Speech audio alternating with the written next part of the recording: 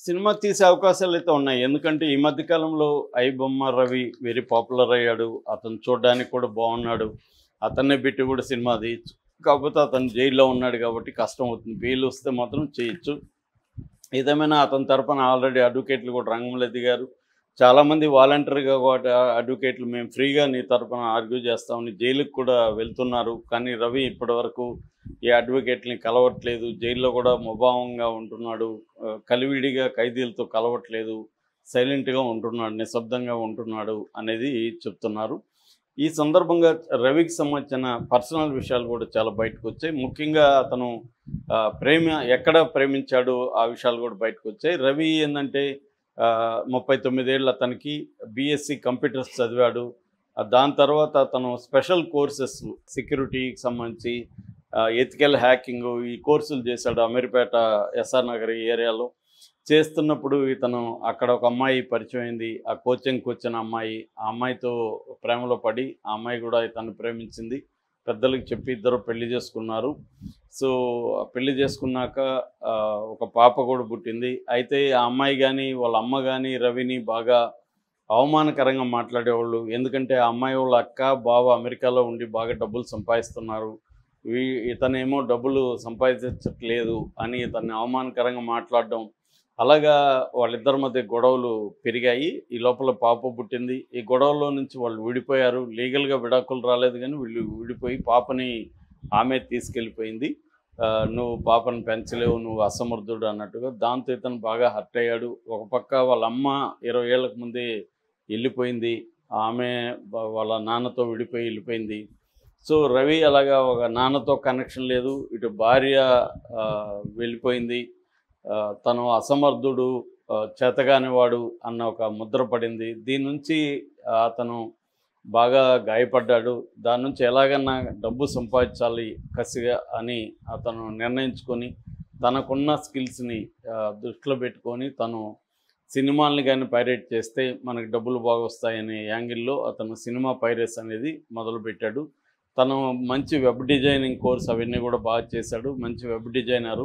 కాబట్టి మంచి ఇంటర్ఫేసు, తర్వాత మొబైల్ ఫ్రెండ్లీగా. ఎందుకంటే ఇవాళ దాదాపు 60-70% యూత్ సినిమాల్ని మొబైల్లోనే చూస్తున్నారు. ముఖ్యంగా మనకి స్మార్ట్ ఫోన్లు వచ్చిన తర్వాత. సో, అందుకని వాటిల్లో తక్కువ ఉండే రెజల్యూషన్ 400 ఆ స్థాయిలో ఉండే రెజల్యూషన్‌తో ఎక్కడ బఫర్ కాకుండా స్పీడ్‌గా ప్లే అయ్యే విధంగా ఒక ప్లాన్ చేసుకొని మంచి సర్వర్లు పెట్టుకొని ప్లాన్ చేయడం మొదలుపెట్టాడు. అలాగా అతను సక్సెస్ అవ్వడంతో డబ్బులొచ్చాయి. ముఖ్యంగా బెట్టింగ్ యాప్స్ ద్వారా ఎక్కువ డబ్బులొచ్చాయి. అట్లాగే యూజర్ డేటాని అతను కొన్ని సంస్థలకు అమ్మడం, కన్జ్యూమర్ సంస్థలకి, బెట్టింగ్ యాప్స్‌కి అమ్మడం, ఇలాగా కూడా అతనికి డబ్బులొచ్చాయి.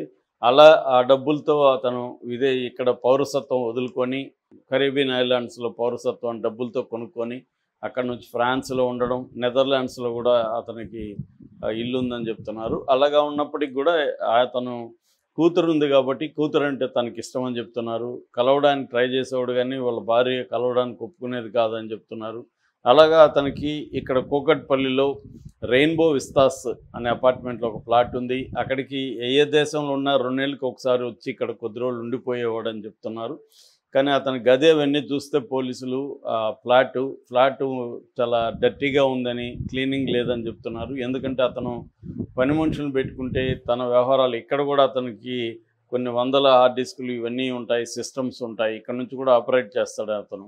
అందుకని బండారం బయటపడుతుందని పని మనుషులను ఇవ్వడం పెట్టుకునేవాడు కాదని చెప్తున్నారు. అలాగే లాక్కు కూడా స్మార్ట్ లాక్ వేసుకొని దానికి ఒక కెమెరా సెట్ చేశాడు. ఎవరైనా వస్తే అతనికి అక్కడ మానిటర్లో తెలిసిపోతుంది. అలాగా ఒక సీసీటీవీ లాగా ఒకటి సెట్ చేసి పెట్టుకున్నాడు లాక్కి అనేది కూడా అన్నారు. పోలీసులు ఇదంతా చూసి దాన్ని కూడా బ్రేక్ చేసి అతను పట్టుకోగలిగారు అనేది ఇప్పుడు వస్తున్న కథనం. సో, దీనిలో నుంచి అతను డబ్బులు కూడా బాగా సంపాదించాడని, 21,000 సినిమాలు అతని దగ్గర హార్డ్ డిస్క్లో ఉన్నాయనేది సజ్జనారావు అనౌన్స్ చేశాడు. దాదాపు అతను 20 కోట్ల పైన సంపాదించాడు. 3 కోట్ల డబ్బులు కూడా సీజ్ చేయగలిగారని చెప్తున్నారు. నాగార్జునేమో అది చిల్లర అతనికి 3 కోట్లు, అతను 100 కోట్లు సంపాదించాడనేది నాగార్జున చెప్తున్నాడు.